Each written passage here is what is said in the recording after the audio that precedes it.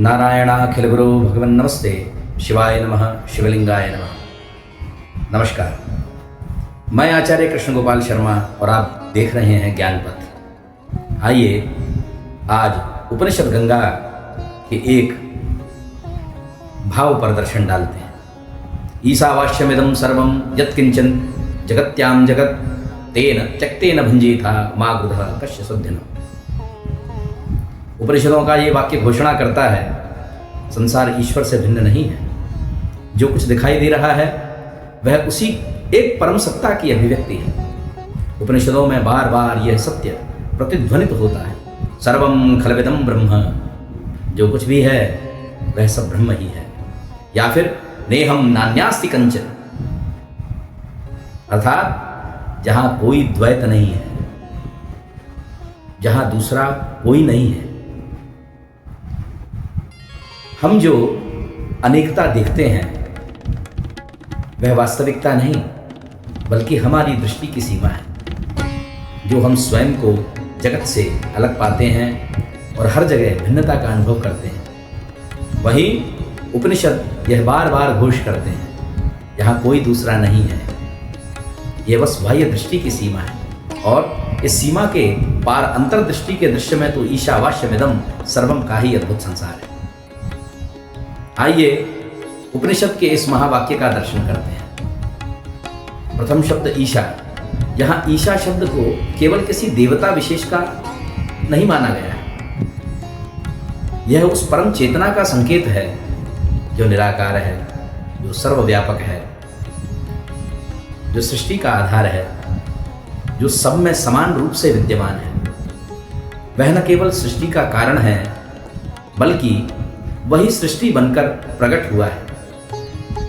जैसे समुद्र से लहरें उठती हैं, पर लहरें समुद्र से अलग नहीं होती, वैसे ही यह जगत ब्रह्म से अलग नहीं है। ये ब्रह्म की लहर की तरह है। वास्यमिदं सर्वम दर्शन कराता है अस्तित्व की दिव्यता का। इस वाक्य का अर्थ है यह संपूर्ण जगत ईश्वर से आच्छादित है, अर्थात भगवान से व्याप्त है। लेकिन आच्छादित का अर्थ केवल बाहर से ढका हुआ नहीं। यहां अर्थ है ईश्वर ही इस जगत का अस्तित्व है। जैसे स्वर्ण से बने आभूषण का अस्तित्व स्वर्ण ही है, मिट्टी से बने हुए घड़े का अस्तित्व मिट्टी ही है, वैसे ही संसार का अस्तित्व ब्रह्म ही है, ईश्वर ही है। यदि ब्रह्म को, ईश्वर को इस संसार se हटा दें तो संसार का अस्तित्व ही समाप्त हो जाएगा, कुछ शेष ही नहीं रहेगा। जगत्याम जगत। इस परिवर्तनशील संसार में जो कुछ भी गतिशील है, संसार की प्रकृति परिवर्तनीय है। संसार प्रतिक्षण परिवर्तनशील है। शरीर बदलता है, विचार बदलते हैं, परिस्थितियां बदलती हैं, देश काल भाव सब बदलते हैं, यहाँ संबंध बदलते हैं। लेकिन इन सब परिवर्तन के पीछे एक अपरिवर्तनीय सत्य है जो कभी नहीं बदलता। आत्मा, ब्रह्म और ईश्वर। जैसे नदी का जल हर क्षण बदल रहा है, लेकिन नदी का अस्तित्व सदैव बना हुआ है। नदी उस जल से होते हुए भी जो परिवर्तनशील जल है, जो बहता हुआ चला जा रहा है, अविरल दूसरा जल आता जा रहा है, नदी का अस्तित्व उससे ही है। लेकिन नदी अपरिवर्तनीय है, वो स्थिर है। संसार बदलता रहता है, पर उसके पीछे का सत्य शाश्वत है, वह सर्वदा स्थिर रहता है। अब इस महावाक्य का, इस श्लोक का एक अद्भुत भाव है, तेन त्यक्तेन भुंजिता। यह वाक्य त्याग के गूढ़ रहस्य को प्रकाशित करता है। संसार कहता है भोग करो इसलिए संग्रह करो, वहीं उपनिषद कहते हैं त्याग करो तभी सच्चा भोग संभव है। यहां त्याग का अर्थ वस्तुओं का त्याग नहीं है। विचार कीजिएगा, ये विचार करने योग्य बड़ा ही मार्मिक विषय है। यहाँ त्याग का अर्थ वस्तुओं का त्याग नहीं है, बल्कि अहंकार और स्वामित्व के भाव का त्याग है।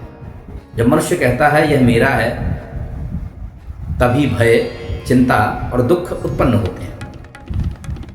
लेकिन जब भी यह समझता है कि यह सब ईश्वर का है, मैं केवल साधन हूं,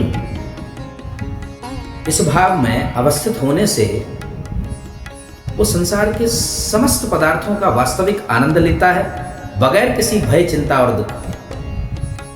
क्यों? क्योंकि यदि कुछ अनिष्ट हो रहा है, कुछ जा रहा है, तो वो मेरा नहीं है, वहां भय नहीं है, चिंता नहीं है। त्याग का अर्थ है स्वामित्व का त्याग, अहंकार का त्याग, आसक्ति का त्याग। और यही त्याग परम भोग बन जाता है, परम आनंद बन जाता है। यही त्याग आपको आनंद के उच्चतम अनुभूति कराता है। अंत में माग्रदः से तात्पर्य है किसी के धन में लोभ मत करो, किसी दूसरे की सत्ता, संपत्ति, ऐश्वर्य, प्रशंसा, यश को देखकर मन में लोभ उत्पन्न नहीं होना चाहिए।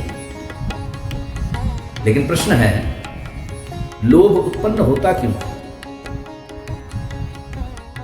लोभ का मूल कारण है अज्ञान, अविद्या।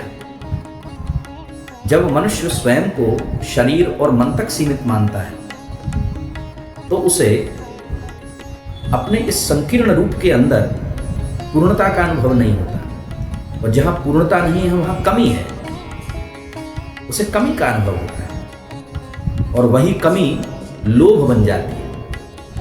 उस कमी को पूरा करने के लिए जीव लोभी होता है। लेकिन जब वह अपने वास्तविक स्वरूप अर्थात अपने आत्मस्वरूप का ज्ञान कर लेता है, जब वह पूर्ण होता है, तो लोभ समाप्त हो जाता है। क्योंकि पूर्ण को कुछ पाने की आवश्यकता नहीं होती।